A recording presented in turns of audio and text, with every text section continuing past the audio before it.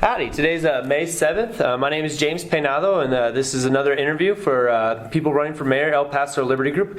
And today I have the pleasure of joining Mr. Hector Lopez. Hector, how are you doing today? I'm doing well, James. Thanks for the opportunity to be with you and with all of the audience that follows all of you online and otherwise. We can't thank you enough for giving us the opportunity to get the message out. Oh, well, we're glad that that you've taken the initiative upon yourself. A lot of people complain, but few people run. And this year, this cycle, it's kind of crazy. But we have 8 different people, and we've started to see differences, like you mentioned just a few seconds ago. Yeah. And you would definitely, I would say, we agree that you would file in the top tier for people who are the most policy driven. You have your ideas, and El Paso just needs to choose which direction it wants to go. Well, you know what I was mentioning earlier to you is that the thing that I'm proudest of in this campaign is that the campaign was not tied to money or big money of old here in El Paso that seems to run everything in the city. It was not tied to the politics of old either. It came in with a strong set of ideas, right, a lot of passion, a lot of energy, and we've been called the youngest campaign in the field, but also the most substantive. And I'm proud of that, because to be in the top tier of the campaigns this season and to have it all be built on ideas, concrete policy proposals, sure, and the passion and energy that all of us have around the campaign and in seeing this happen in El Paso is what's propelled us forward. And that's probably the thing I'm proudest of in this campaign season. Proud and excited. Yeah, It's good to see a lot of passion and also ideas matched with passion. Right. And then just going to a very basic fundamental question. Maybe it'll progress and the questions will evolve. But what is the general purpose of government?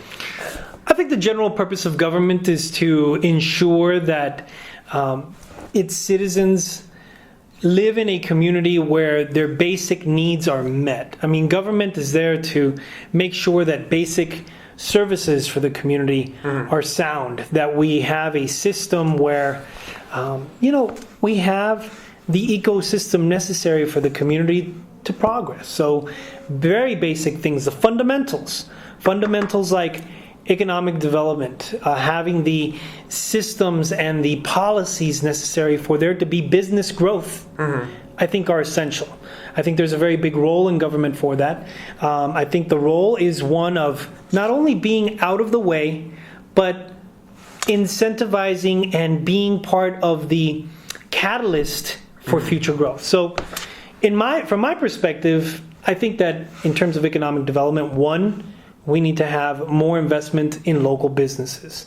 For too long, we've been providing tax incentives for companies to come in from afar and give us all jobs. I think we need to get to a point where we begin to wean off of that. So in the past, since the past 8 years, kind of our administration right now, have they been actively giving incentives to larger companies to come into El Paso? Oh, yeah. Incentives that are not offered already to local businesses? Oh, yeah. And that's at a very high level. I mean, so just to flash back a little bit, about over 10 years ago, I served under 2 different mayors in the Department of Economic Development. I was the Industry Development Advisor for the city, and I was the International Trade Liaison and Economic Analyst for the city. These positions were under 2 different mayors, and with very, very different ideas, and it was back in the old strong mayor form of government. Because I was in that role, I really was the person in charge of incentive management and all these the managing of all these incentives. How do you choose who gets incentives? What would they guide you in how to look for who to give incentives and who not to? Well, it was a very subjective process back then, believe it or not. Okay. I mean, there were these parameters that the city would set, like if you provide X number of jobs, you get X number of years of taxes abated, or X number of percentage of your taxes abated. But it was a very subjective process, because it was really whether or not council liked this company coming in. But you know what it did? It created a rush of really companies that were very low-wage, labor-intensive kind of jobs to our community. It brought in a rush of call centers into our community. Sure. It brought in a rush of the kinds of jobs that may have helped El Paso perhaps back in the 1950s or 60s, but certainly in a modern-day era, it was just not there. And so these were serious abatements. And this kind of philosophy still continues at City Hall today. We don't always want low-paying jobs, and we want to attract higher-paying jobs. Right. Especially we for want the a healthy students. balance, right? A healthy balance. But has UTEP come away from no longer having that competitive advantage of cheap labor? Like, are we changed so much that we don't have an abundance of cheap labor that other cities don't, so that makes something that we have to offer is cheap labor? You know what? I think for a very long time, El Paso was a place where you could get labor at a very affordable cost back when there were labor-intensive industries in our nation. Okay. And unfortunately, the nature of business in the country has changed, Yeah. We are no longer a labor-intensive country. We are a country that is very service-oriented, and all of the labor-intensive industries have rushed out of our nation and into places like China and into places like Latin America and certain countries that are able to provide cheaper labor. And now with no trade barriers really between a lot of the nations, you have a situation where companies rather do business there. I think it's imperative that El Paso begin to redesign itself. And so back to the fundamentals, right? I think that in economic development, the role of our government should not be to somehow incentivize and give 10-year tax breaks to companies that come in from afar, but to reconceptualize the economic development policies of our city, to place a premium on local businesses developing to the point where they're the ones that are the chief job providers for our city. In other words, let's build a culture where we build entrepreneurs out of El Paso. That's great. And for us, that's been the very biggest piece of the puzzle for this campaign. It's how do we generate El Paso and reconceptualize El Paso's future around local business to provide more jobs, around more services without raising taxes.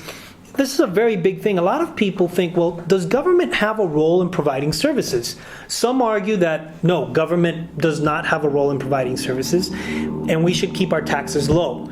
Any kind of services should actually not be provided by government. They should be provided by other entities. Well, regardless of where you stand on the matter, more services are needed for veterans, for elderly, for our young kids. The question is, how do you provide them? Right. Our campaign is proposing that we foster civic organization growth in the city. On average, one civic organization, which is an entity independent of government, can provide services for 1,800 people. So I think it's a responsibility of government. Organizations like the Knights of Columbus, or what do you mean? Civic organizations come in all sorts of shapes and sizes, right? Some are religious organizations, others are non-religious organizations. Some are based around a mission or a philosophy for a particular demographic. Others are trying to provide services for needy. I mean, So civic organizations see if they are can get them to fill a vacuum. trying to get them to develop in our city to the point where we have a healthy amount of civic organizations that can provide services for a city of 800,000. So let's do the math. If one organization can provide services for 1,800 people on average, then we know that for a city of 800,000, If we had we need maybe look several at thousand who's civic not being organizations provided for now, and then be able to foster the that. growth of civic organizations. Now, a lot of people say, can you foster? I like the idea of one growing that entrepreneurial spirit in El Paso. I see that as a great thing, and then I also see the fostering or encouraging people to create civic organizations. Another great thing. Both create community spirit and whatnot. But can you do that without being subjective? Like, what if still large companies want to invest in El Paso? How do you how do you go about not being subjective and favoring one group over the other? What if the outside business has something better to offer anyway? Well, what I think we need to do is create a sound economic development policy that the city follows. Mm-hmm. Right now, there is no Department of Economic Development in the city any longer. There is no economic development policy per se. It is all written and executed by a supposed public-private partnership, which really has very little public involved in it. And this is the Regional Economic Development Corporation, REDCO, which has now been dissolved and turned into the Borderplex mumbo-jumbo stuff that is really... it's really just a fold into the Paso del Norte group, right? Right. And so my frustration around that is not necessarily that they shouldn't have a place at the table. Absolutely, they should have a place at the table. The fact that they're the only ones authoring and executing the economic development policy of the city is an issue, because then they write economic development policies only beneficial to them. For example, right now, all you really have in terms of incentives or support for business growth in our city is if you invest in the downtown area, you get a 10-year tax abatement. I mean, that's probably one of the most talked about economic development policies in the city, but that's only for a pocket of our community. Right. So I think what you need to do is write a policy and have it authored and executed for the benefit of all of El Pasoans from within. Because I'm sure there's people in the Northeast that don't like that policy. Absolutely. Yeah. And to take a drive down the Northeast. I mean, if you take a drive down there, you take a drive down Dyer. It's still the Dyer of the 1960s. Mm-hmm. I mean, we haven't seen much change there. So for me, your question was, well, how do you differentiate? The policy would allow us to differentiate. No one is against business coming from the outside. Mm-hmm. All right, business can come in from the outside. We want to welcome business from the outside. But what we're saying is, in terms of our incentives, in terms of who we're going to support internally with things like abatements or things like more space, we should prioritize our local businesses, because if they're healthy and they're strong, the odds of them leaving our community are slim. Mm-hmm. And the odds of them becoming a large size organization that's healthy and beneficial for our community are greater, because I genuinely believe that they tend to stick to where they began. Take a look at Dell. Take a look at Apple. Mm-hmm. Dell began in Austin. I don't ever envision headquarters ever leaving Austin. Same thing with Apple. Cupertino, California. Who knew about Cupertino, California before Apple? No one did. And I think Apple will always have a presence in Cupertino. They may have manufacturing in other areas. They may have their offices in different regional branches, but the headquarters will always be there unless something dramatic happens.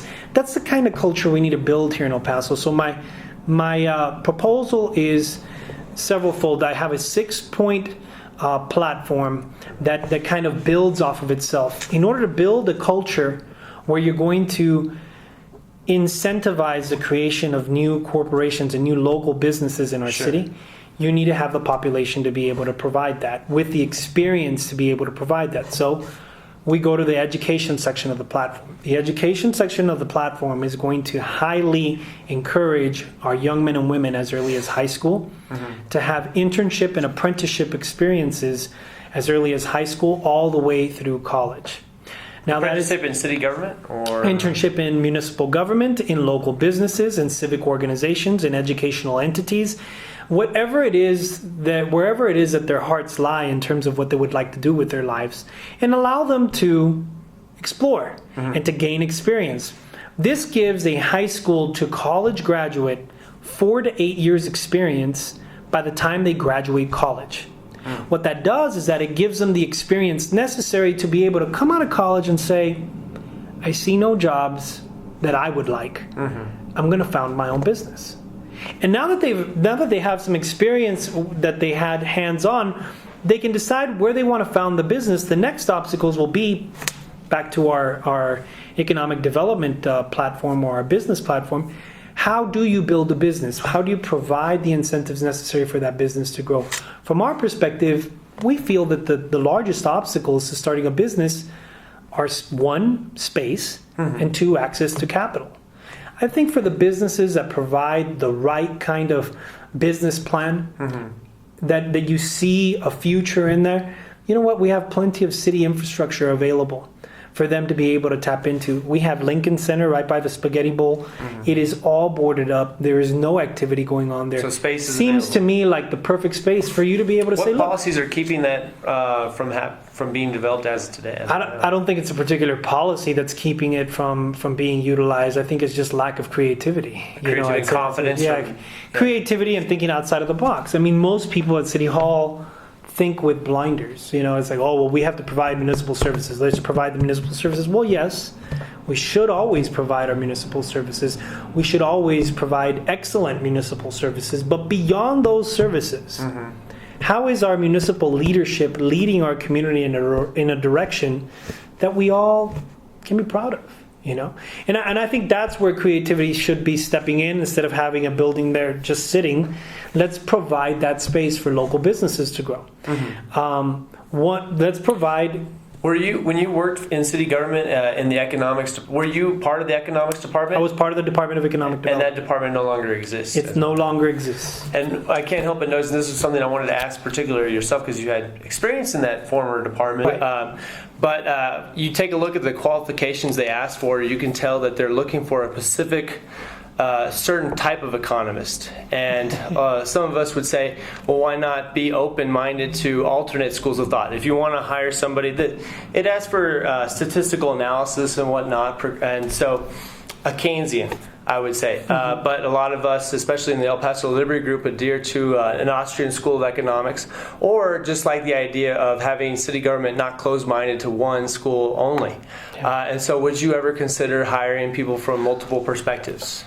Absolutely. It's kind of refreshing to have a conversation with someone that actually knows economic theory, because in El Paso, and particularly at our City Hall, what our current leadership conceptualizes economic development to be is really about developing business in the city to grow our tax base. You're not really looking at the overall economy of a city and the theory that should drive that economy. Now, we live in a nation where obviously there is an economic theory at play, right? We are a capitalistic society with a lot of government intervention that is mostly executed at a federal level and to a certain extent at a state level.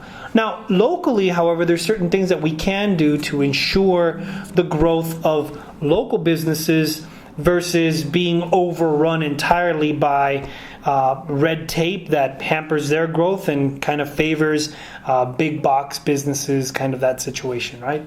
So I would love to see a difference of action when it comes to our city in its economic practice that is very well grounded in theory. And I think you see it in this race. You have one campaign that is talking about build it and they will come. The whole let's build a ballpark so that we can beautify the city so that at some point in the future, some great company will take interest in our city and then give us all jobs. Yeah. I think that's one very, in my opinion, naive way of looking at economic theory. Then there's the outlook I'm taking, which is let's invest in our fundamentals. Let's invest in, first of all, local businesses, ensuring that our local business becomes the backbone of the economy. Let's look into investing into civic organizations so that without raising taxes, we can provide more services for our community members. And number three, and perhaps the most important, let's invest in our education so that we can have, over the course of 4 to 8 years, a turn that will allow our economy, based on the skill sets of our young men and women, to grow new local businesses in 4 to 5 years. And the way in which we want to go about doing that is providing apprenticeships and internships to students as early as high school. So by the time they graduate, they have 4 to 8 years experience, the experience necessary for them to be able to have a solid background so that if they come out of school and say, you know what, there's no jobs. Well, now I'm going to start my own business. And based on the local business, pro-local business growth policies of the city, they can have easy access to a space, easy access to capital to be able to start that business. I think that's the kind of theory you want to have. Should our ends in promoting prosperity by the local government, should the ends be to get more prosperity and wealthier people, or just not wealthier, just like more prosperity in El Paso, or should it be to grow your tax base? Well, I think our ends should be to become a city that is vibrant, energetic, and self-sufficient. Okay. What you want to have is a city that has the wherewithal to be able to do everything that it needs to without necessarily looking for a corporation to come in and give us all jobs, or for the government to come in and intervene for all of us. You want to have a healthy society that is self-sufficient, and in order to do that, you're going to have a government that essentially comes in and says, look, we're going to build a plan to strengthen local businesses so that we're not dependent on all these companies coming in. If companies want to come in, then that's great. And you know what?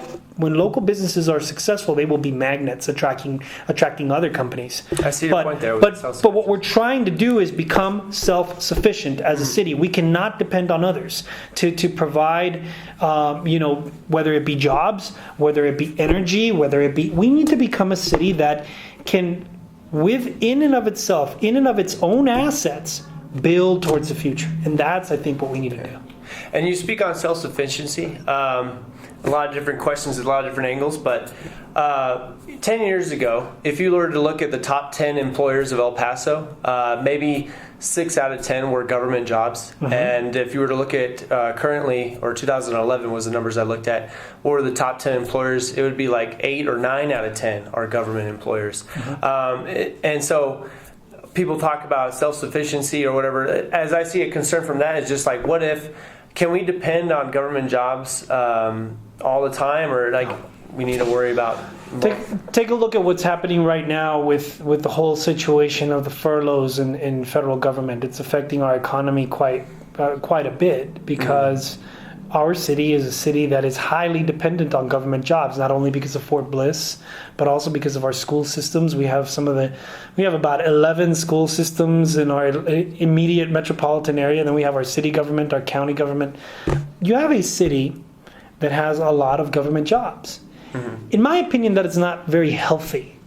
You need to have a diversified portfolio of jobs, but that diversified portfolio only comes when you have a set amount of local business opportunities in various industries that is diversified enough to be able to give people a job, from anything in, let's say, public relations and advertising, all the way on down to accounting, or all the way even further down to even some manufacturing in the city. You have to have a diversified portfolio. The city has never had that. I mean, let's go back in our history. We've been a city that tends to look towards certain, I want to say, crutches in order to succeed. It used to be the garment industry. We used to be the jeans capital of the world here. Was that a crutch, or was that our economic advantage of having just a lot of cheap labor to offer? It was an economic advantage, but it did become a crutch. If we would have been a diversified economy since the very beginning, I'm not saying have an economy that eliminated the garment industry. Absolutely not. There was a competitive advantage back then. We should have, had that kind of industry in our community. But if we would have been diversified enough in other areas, perhaps the hit of losing the garment industry wouldn't have been as big. And so what we want to do is begin to diversify that portfolio anew for the El Paso of tomorrow. I mean, let's think about it. El Paso has a geographic competitive advantage. Regardless of the educational levels of our community, the geographic competitive advantage is an unmovable factor.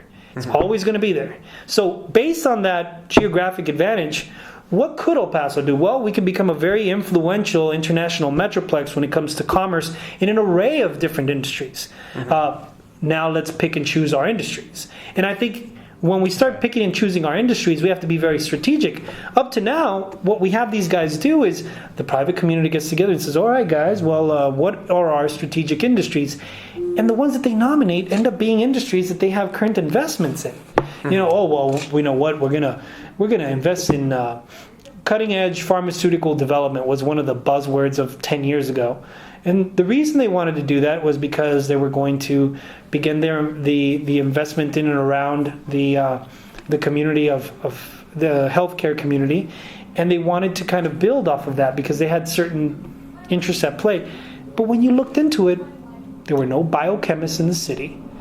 There was not the sound fundamentals to be able to develop the pharmaceutical industry. So you had no, because they had investments in pharmaceuticals. Because they had investments in a medical community. They wanted to build the UMC, right? Oh, we're going to build the University Medical Center of the Americas. Okay, well, that's great. So at the same time, they said, and at the same time, we're going to bring in the pharmaceutical industry.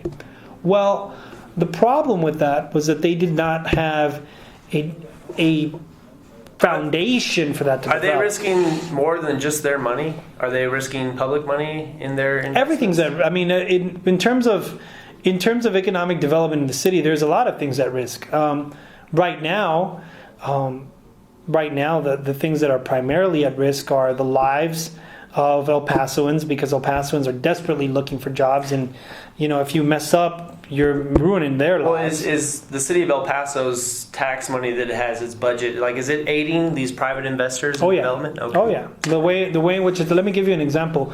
El Paso gave about $200,000 to the Regional Economic Development Corporation a couple years back. Every year they would give a certain amount. Every year it was a set amount of funds that would go to the Regional Economic Development Corporation.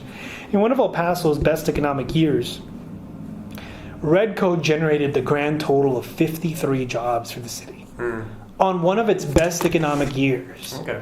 Not only was it those $200,000 of taxpayer funds, but they also had, funding coming in from an array of different sources, from fees that were being charged on utilities to also a situation where you had local nonprofits and local entities investing into the Regional Economic Development Corporation's ideas.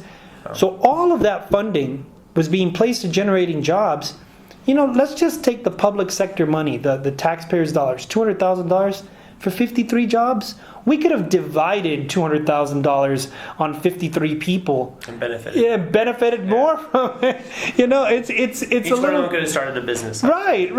Exactly right. You could have given that as seed money for each one of them to start a business. The essential message from my campaign is simple.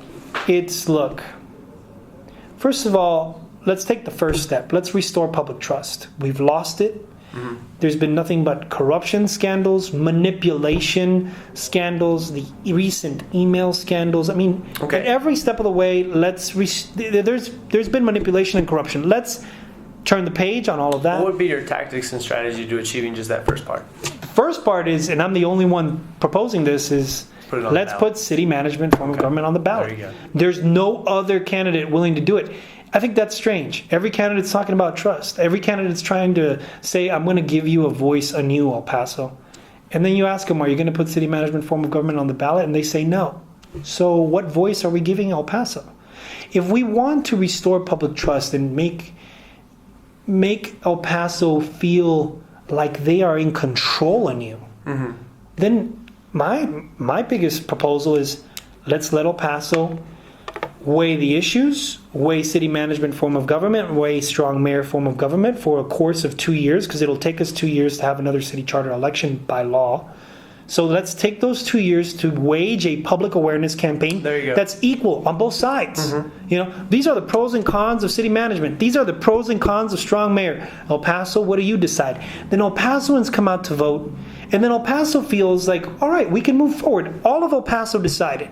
Let's move forward now. Should the city put any funding toward the campaigns, or just let? Absolutely. The city does a horrible job in a public awareness campaign. The city has funding right now that they commit towards supposed public awareness campaigns. There is supposedly going on a public awareness right now. There is a public awareness campaign going on regarding the charter amendments. But all they've really done is had a series of poorly communicated community meetings, where they only present the reasons why you should adopt all the proposed charter amendments, And they don't tell you what the negatives are. They don't tell you that they're squeezing 7 to 10 items into each proposal. So from a and Hector Lopez administration, we can see that. We could see, I would say, look, let's make sure that our public awareness campaigns are actually unbiased and that they're actually well balanced on both sides and that they're real. That they are on television through public awareness campaigns, which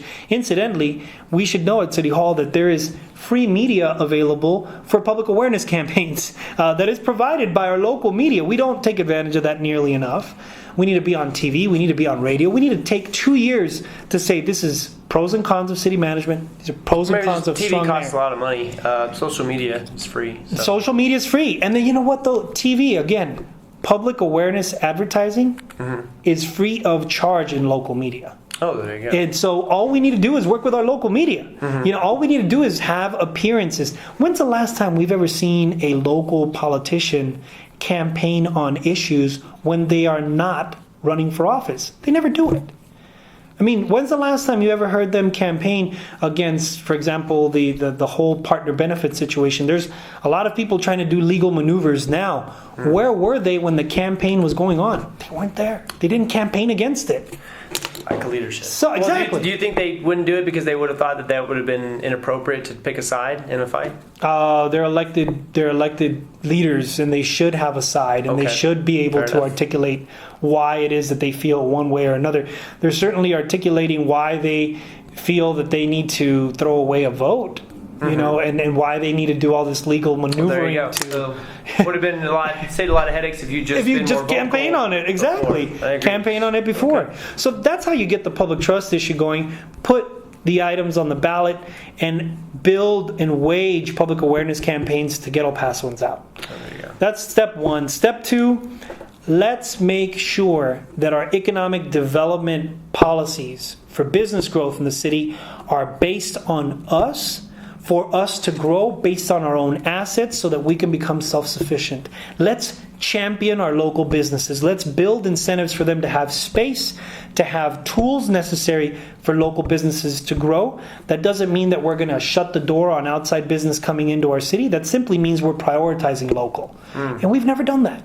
Now, I worked in economic development. We never did that. Step three, civic organizations. Everyone talks about not wanting taxes raised, but wanting more services. You know, it sounds so simple. It sounds so simple, but and that's how simple it is. Let's build more civic organizations. If you look back 100 years ago, you'll find out that like blacks in Chicago area, they were like 98% covered for medical and life insurance by civic organizations. Exactly. And things during the LBJ administration, the Beautiful Society or whatever, a Better Society, they would supplant the functions of these civil organizations, civic organizations, and that's why they're almost gone today compared to what they were 100 years ago. Well, and you know, there's also a mentality that civic organizations are solely dependent on government. Let's take a look at the history of civic organizations. Yes, civic organizations eventually began to receive grants from government, but at their core, civic organizations began being self-sufficient entrepreneurial organizations. Harvard is a nonprofit, believe it or not. Harvard. It is one of the most successful universities in this country, and it is a nonprofit. Now, it does not receive government funding to operate in its entirety. Absolutely not. They charge a tuition for their students to go to. Right. They provide a service. And based on that service that they charge for, they're able to provide more services in return for their community. We have to build entrepreneurial organizations. I worked for one for over 10 years. The National Hispanic Institute derives less than 1% of its revenues from any kind of government support. So you can have nonprofits and civic organizations that provide services without necessarily depending on You government. brought that up at the Norma Chavez discussion, and at first, just listening to it, I was just like, why is this guy giving such preferential treatment to Hispanics and whatnot? But it's a civic organization. Civic organization. With very minimal government input. It's just Less than self-sufficient. 1%. It's self-sufficient. That's amazing, and It's worth looking self-sufficient. into. It's. I mean, it's an organization that provided that has provided services for now over 85,000 alumni worldwide in its 33-year history. Look into it. Okay. If we build more organizations like those, again, one civic organization provides services for roughly 1,800 people. Okay. If we do the math, El Paso is a metroplex of about 600,000 to 800,000 people. So this metroplex would need several thousand civic organizations. So in order to champion them, we need to build a center that allows us the tools necessary to be able to build entrepreneurial civic organizations. And they will provide services for our veterans, for our elderly, for our kids, without raising taxes. Isn't that wonderful?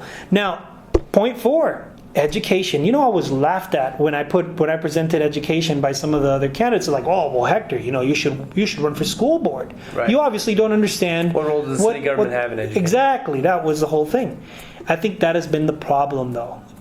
People have not conceptualized citywide leadership on education for far too long. The city can have a role. Number one, we can build a coalition of all of our school systems in the area, which number over 11 in our metroplex. You get them all together, and you get them together with all of our private schools, our charter schools, our institutions of higher education in the area, and then we start building a vision. What would we like our education to look like in 10 to 20 years? And then aggressively, we can all go out and pursue it as independent entities. Okay. I'm not looking for a governance of all of the entities. I'm not looking to go in there and say, this is what you're going to have to do. That's wrong. What we need to build is a genuine coalition where we articulate our path and we all go out and aggressively pursue it with leadership at the top pointing the way. Paths? I think you need to find the mutual points that you agree on and build on those. Okay. I don't. Each school district has different needs. Canutillo is very different than El Paso Independent School District. However, if you're to get both school districts together and you could come up with 10 points on which they all agree are necessary for our 10 to 20 year development, then on those 10 points you can go to the federal level, the state level, and the local level and aggressively pursue them with the evidence that, hey, look, this is what we've been able to agree on, this is what we need, this is why we need it. I think that's the kind of leadership we need, and that only comes from citywide leadership. To be able to kind of take the lead on that. And then we can also provide excellent support. This internship and apprenticeship program that could work with all of our educational entities in the city can be run by the city without much cost to the taxpayer. Because what is it going to cost us? Coordination time? It costs no money. It actually gives more workforce to our local businesses, which need more workforce. Yeah, so it's cheaper labor. Exactly. Cheap labor and giving them real-world experience. And it gives them the real-world experience to be able to start their own companies. So it's kind of a win-win. It's a win for the students because they're getting that experience. It's a win for the business because they're getting that labor that they need. And it's a specialized labor, too. You can utilize this student to run your social media. A lot of local businesses don't know how to do that. You can utilize those students to run innovative ways of thinking that perhaps your business hasn't currently done. And you can do that in civic organizations, educational entities, and government agencies. Point of concern on the first half of your education point is just that a lot of El Paso Liberty folks love their experiences being homeschooled. In private school, and they worry that more power grabbing by the city or any government at all supplants their ability to educate. So, anything that you could comment on, just to say like, hey, we're not trying. I don't know. Yeah, I mean, again, there is no governance authority that we're looking to create. No one is trying to bring everybody together to say we're now going to implement an authority that you need to abide by. What we need to bring together folks around the table for is to figure out what our assets are, figure out what we would like to, where we would like to be headed based on those assets, and how we're going to grow based on those assets. And it includes people that are homeschooled. It includes homeschool systems. It can include charter schools, private schools. No one's going to go into a private school or a homeschool organization and say, hey, you need to run things this way, that way. But I think if you're to get together, say, a cathedral, a homeschool network, independent school district, Socorro or Canutillo, and then you say, hey, what should we be aiming for in El Paso? And we all collectively identify the areas that we should all be aiming for. Because all their taxpayer dollars are going toward the educational things that are the education wall. And so they could be input on that, I guess. Well, because their taxpayer money goes toward that. Essentially, what you want to do is synergize the efforts so that it builds a louder voice. You bring together all of their efforts and you say, all right, what efforts are you currently undergoing? What efforts are you currently undergoing? And what are your needs to be able to get there? What is our vision for the next 10 to 20 years in El Paso? And how do we as educational entities, how do we support that? And once all that is articulated, then you utilize that as a bullhorn of sorts to say, look, this is the voice of all the community. Now let's go aggressively pursue it federally. Let's go aggressively pursue it statewide. Let's go aggressively pursue it locally. No one is trying to impose a will on anyone. Fair enough. And then the last 2 points for my platform are 5 and 6 is, citizenship has been torn apart in our city. If you choose to participate, let's say at the city council meeting, you get shut off the mic. If you choose to sign a petition, they're now waging a war to try to increase the percentage of signatures it would take to get a petition going. Yeah. Right. If you choose to be against, the demolition of City Hall, they villainize you. There you go. I think what we need to change is our attitude about citizenship. I think we need to go out and celebrate it. I think we need to have people encouraged to participate. And I think we need the kind of leadership that will have a great discussion with someone, even if they have a different point of view, and be able to articulate both sides and say, look, this is how I feel about it. This is how you feel about it. Why don't we leave it up to the vote, or why don't we campaign on this issue? I think that's the kind of society we need to build. And if we can champion citizenship and allow people the avenues to be able to pursue greater participation, I think they will. I just think we actually need to do it. It's a great point. And then the last point is regional collaboration. And regionally, you know what? I'm sorry to put it as bluntly as this, but it's been nothing but lip service. There's no genuine collaboration with our soldiers and our veterans. There is no genuine collaboration with Ciudad Juarez. There is no genuine collaboration with Las Cruces or with the Tigua community. Maybe we can point to one meeting a month or one meeting every, quarter. But the genuine, there's invisible walls. And if you talk to our soldiers or our veterans, our veterans have never had an advisory commission to mayor and council in the history of El Paso. How is that possible where we have one of the greatest... Well, we have one of the greatest military installations in the nation. We're one of the only cities to have the largest, one of the largest bases in the nation here. The fact that we don't have an advisory commission of local veterans to our mayor and council, we have all sorts of other advisory committees. Why wouldn't we have one for our veterans? I think that's an issue. I think we need to do a far greater job at building genuine collaboration across our region. The Tigua community, if you sit down with them, they will talk to you about how they were really not around the table when the whole ballpark discussion was happening, and they had just invested in Cohen Stadium. Yeah. That's an issue. Ciudad Juarez, I know there's a lot of folks that have very big feelings about border security and the like.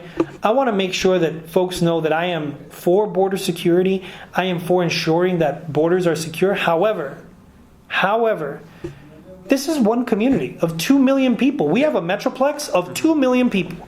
Whether we like the fact that Ciudad Juarez is there or not, that's not going anywhere. Yeah. And you know what? We have a responsibility to ensure that we have a genuine collaborative relationship with them. And we don't. We don't even... First of all, there's a language barrier. It doesn't exist with me. I know both languages quite well, but there's a language barrier. There's a customs and tradition barrier. And even now, when we wave the flag of El Paso is the safest city in America, which I'm very proud of, it's almost like we're saying, and we're not as unsafe as the guys over there. And that's not the way we should look at it. We should really look at it into, how can we make ourselves mutually successful? If we have a successful Ciudad Juarez, we have a successful El Paso, but we need to have genuine working relationships across the region. So, policies for improving Mexico, Ciudad Juarez, El Paso relations. First of all, I would love to see a regular working relationship with all of these governments, and it has to go above and beyond the Council of Governments. It has to be more along the lines of a regular, weekly to even daily conversation with all of the entities in the area. We need to figure out a way to develop that system, and I would take the first step forward in developing that system as the next mayor of El Paso. Number two, we need to really work towards a genuine collaborative on not only border transportation and commerce and the like, which everybody seems to want to talk about, but in terms of development of the community collectively. There can be economic development policies that are instituted not just across the city of El Paso, but across the border.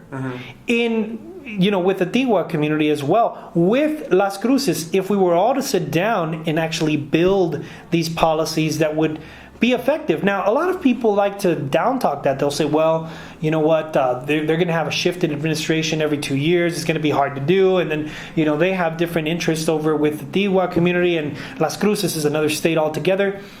Again, I think that people rather look at the obstacles first rather than look at the possibilities of what could be done. I'm not saying we're going to work on everything together, but the few things that we can all agree on, why can't we actually have sound planning for it? With Fort Bliss, I want to figure out a way in which we can actually sit down and genuinely figure out a way to incorporate the soldiers of Fort Bliss into El Paso and El Paso into our base. I think the number of times that El Pasoans have been on the base for the majority of El Pasoans can be counted on maybe their 10 digits. Have you ever been to a concert at Freedom Crossing? I've been at a concert at Freedom Crossing. I've had the opportunity to be at the PX. But even then, I think on a personal basis, I go to the base maybe 4 at a max 8 times a year. And that's just me on a personal level. That's not that many times. I think we need to figure out a way in which to tear down the invisible walls that divide our community. Again, I am running for mayor of El Paso, but this is one community of over 2 million people. And we need to figure out a way to conceptualize ourselves in that capacity in order to move forward. So, can I throw one last out of, sure, please. Out of the ballpark, but out of the ballpark. You've been generous, but okay. I've asked this of all the other people I've interviewed so far, and so it's only fair that I ask you. Sure. And it really just kind of gives us a really good perspective. But the Boston tragedy a couple weeks ago, we all looked in horror at the events that happened at the end of that race and the people that were injured. Yeah. A lot of people, though, I'll let you know, that are concerned about inalienable rights and our liberties that we hold most sacred above a lot of other things, if not everything else. We kind of were looking at the way in which the execution by law enforcement to capture the 2 suspects. And how there was a lockdown of the city of Boston, restrictions of movement, door-to-door checking of houses without warrants, people coming out of their houses with their hands on their head at gunpoint. Yep. And then they were questioning whether or not to read the only person they caught alive his Miranda rights, or if they could treat him as an enemy combatant, even though he is an American citizen on American soil. Yeah. And so let's say the same thing were to happen in El Paso, border violence spillover or something like that, and we have a El Paso marathon and there's an explosion and we're looking for 2 suspects.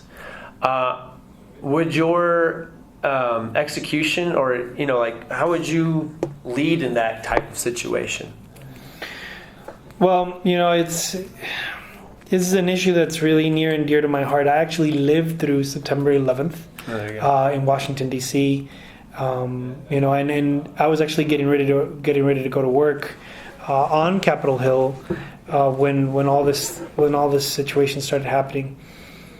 There's a few things that we need to keep in mind. Number one, when it comes to any issues in and around terrorism on the homeland, we need to understand that at that point, the federal government and the Department of Homeland Security does step in. Is it clear between terrorism and violence? Well, you know what? I know that we could probably try to splice the the words. I mean, I think that there is a difference between a violent act and something that you suspect is linked to terror activity, you know, and any kind of threat from a terror standpoint. When a federal government does make that decision, you need to begin to collaborate as a city.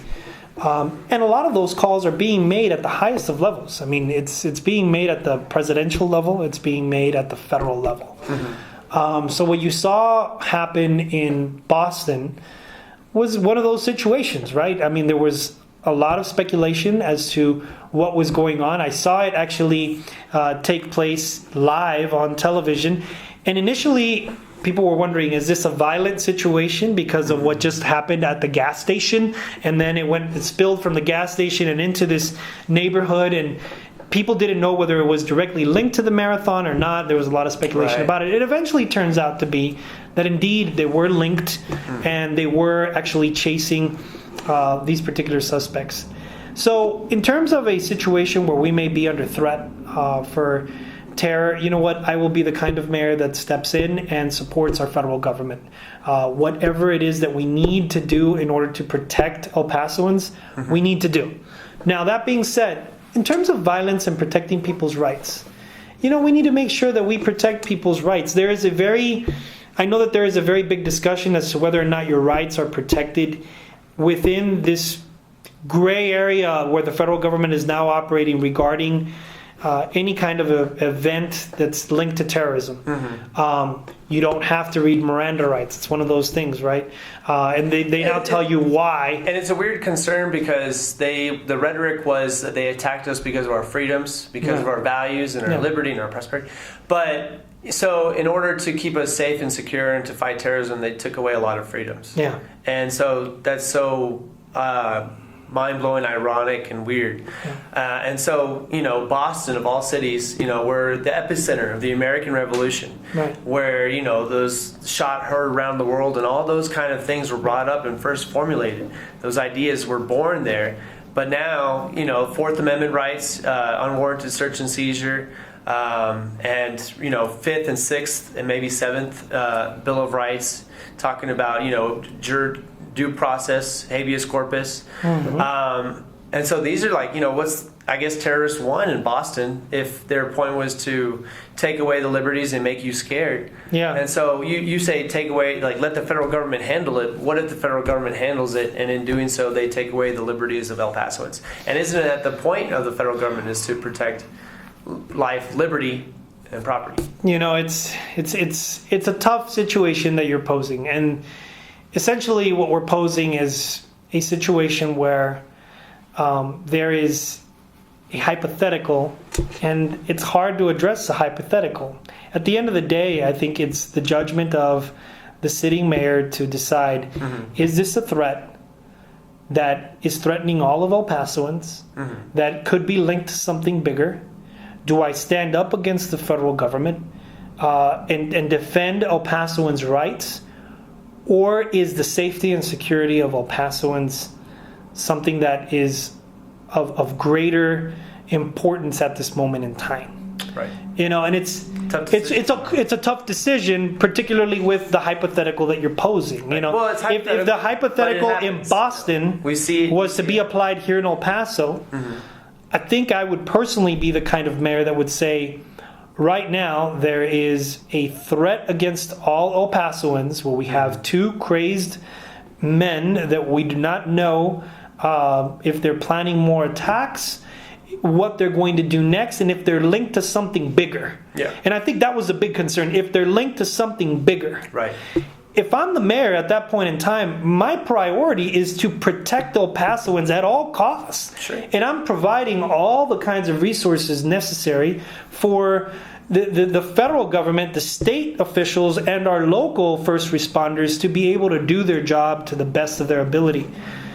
We can then go back and look back and say, well, you know what did we make mistakes on? What can we improve on? But I guess at the end of the day, what I'm trying to explain to you, James, is that I would place the safety and security of all of El Pasoans on a balance. Okay. And if I felt that it was a situation where we needed to protect El Paso because lives were at risk and it was a serious risk, then I would support, the same activity as what took place in Boston. Now, if I felt that the situation was one where the government was overstepping its bounds, was abusing people's rights, and the threat to El Pasoans was not as big as it was being made out to be, I would be the first to stand up and support it.